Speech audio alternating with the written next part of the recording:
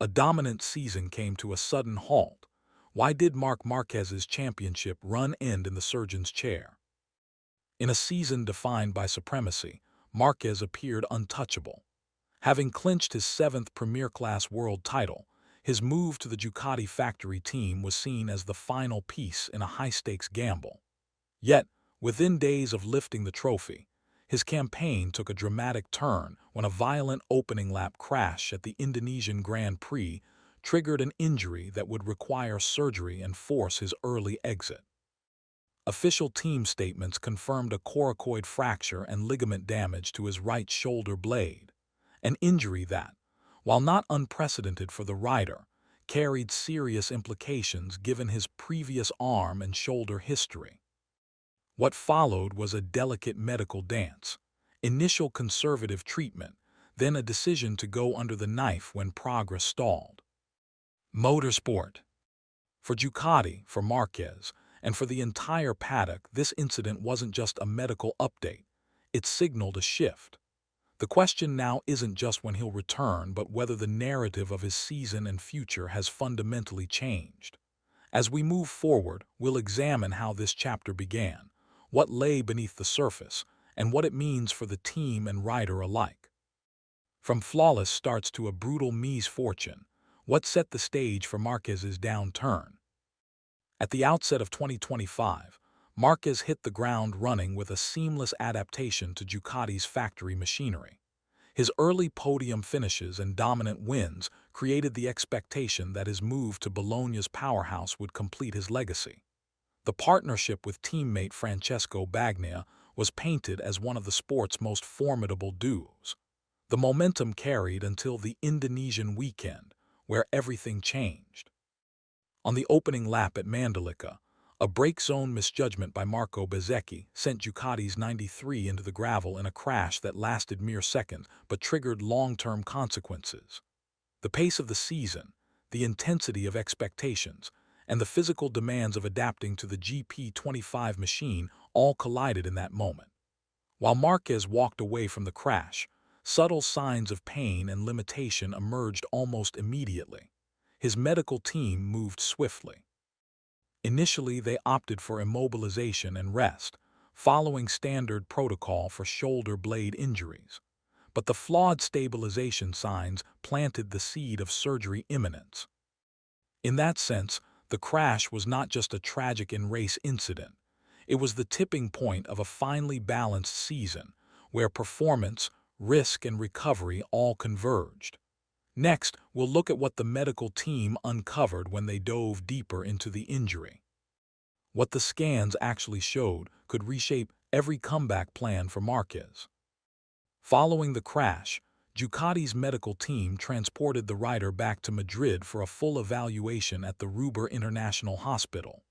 There, the scans revealed two key issues: a fracture at the base of the coracoid process, part of the shoulder blade structure, and damage to the acromioclavicular AC ligaments. What made this tricky was that the injury sat near the site of previous surgical repairs from Márquez's multiple, past arm and shoulder operations, notably his 2020 humerus fracture and subsequent corrections. Crucially, doctors confirmed the current damage was independent of earlier work, with no fresh bone displacement in the old injury zone. From Ducati's perspective, this revelation highlighted two realities. First, that the physical toll of Márquez's career is cumulative. Second, that a return to form would hinge less on technique or machinery and more on bodily resilience. The initial plan was conservative: immobilize, let the fracture settle, monitor ligament support. But after a week without sufficient stabilization, Ducati opted for surgery, citing risk of residual instability as the deciding factor. For Márquez, the anger of being sidelined didn't come from the crash, but rather the understanding that his physical foundation had unexpectedly destabilized. And that set the stage for the next chapter: the surgery and everything it implies. When rest isn't enough, you operate. And in Márquez's case, the moment arrived faster than anyone expected. Doctors and team officials initially weighed a non-surgical route: immobilize Márquez's shoulder, monitor progress, hope for natural healing. That fit with his known history of returning from major injuries. But less than a week later, the medical team observed inadequate stabilization of the fracture and ligament structures. In their own words, the same medical team who had examined him 7 days earlier found that the coracoid fracture and ligament damage were not showing sufficient signs of stabilization. Faced with the possibility of residual instability and the high-stakes environment of MotoGP racing, a surgical stabilization and AC ligament repair were authorized. From a reporter's vantage point, this decision highlights two critical dimensions. First, the physical vulnerability even for elite athletes. Second, the strategic pressure on Ducati to protect its marquee rider and future-building asset. The surgery took place at the Ruber International Hospital in Madrid. A Ducati statement described it as successful, noting that Márquez will continue his recovery at home and that his return to competition will be governed by progress. For viewers and fans, the takeaway is stark. Even the most talented rider in the world is subject to the brittle biology of elite sport. And in the race to 2026, this surgery isn't just a bump. It may define everything that follows. When the wrecking of a season becomes real, both rider and team must shift gears fast. With the surgery complete, attention turned to the rehabilitation roadmap. Ducati confirmed that Márquez will spend a minimum of 4 weeks with his arm completely immobilized to ensure proper healing. He has already been ruled out of the next 2 rounds in Australia and Malaysia, with test rider Michel Pirot stepping in. Crucially, Ducati has not committed to any date for his return, underlining the cautious stance they're taking. From a team strategy perspective, this disrupts more than one weekend's racing. Ducati's 2025 campaign had been riding on Márquez's momentum, his synergy with Bagnaia, and the momentum of the GP25 machine.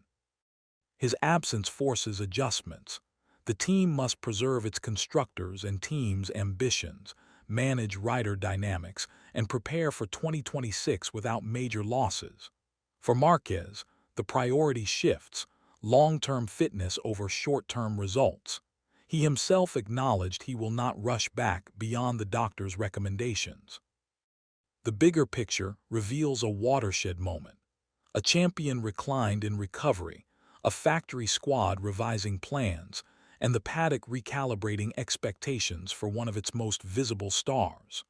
What happens next will speak not only to his comeback, but to the wider narrative of Ducati's next era. What's said publicly is only part of the story. What's unsaid may shape the future of Ducati and Márquez. The official line from Ducati and its leadership carries reassurance.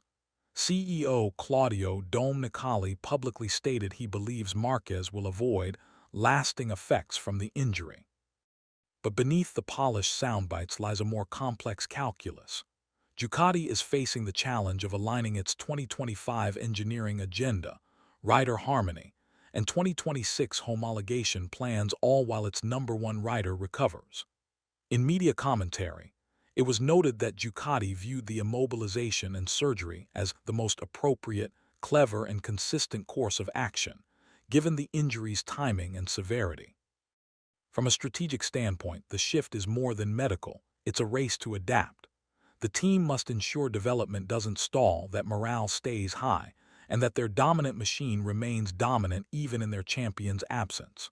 For Márquez, the risk of restarting too quickly isn't just physical, it's reputational. A misstep now would shift conversations from championship legacy to recovery saga. The public message emphasizes control, readiness, and long-term vision. What's less discussed is how this injury might alter Ducati's rider hierarchy, their technical focus, and the timeline for their next world title push. As the paddock watches for updates, one question looms: will this episode be a blip, or the hinge on which the next era of Ducati's success turns? In the end, what began as an unstoppable season for Márquez and Ducati has been reframed by an injury that demands patience, strategic flexibility, and recalibrated ambition. The crash at Mandalika triggered not just a medical intervention, but a pivot point for one of the sport's top partnerships. Whether Marquez returns to his full form, whether Ducati adapts its roadmap, and whether the championship narrative shifts accordingly remains to be seen.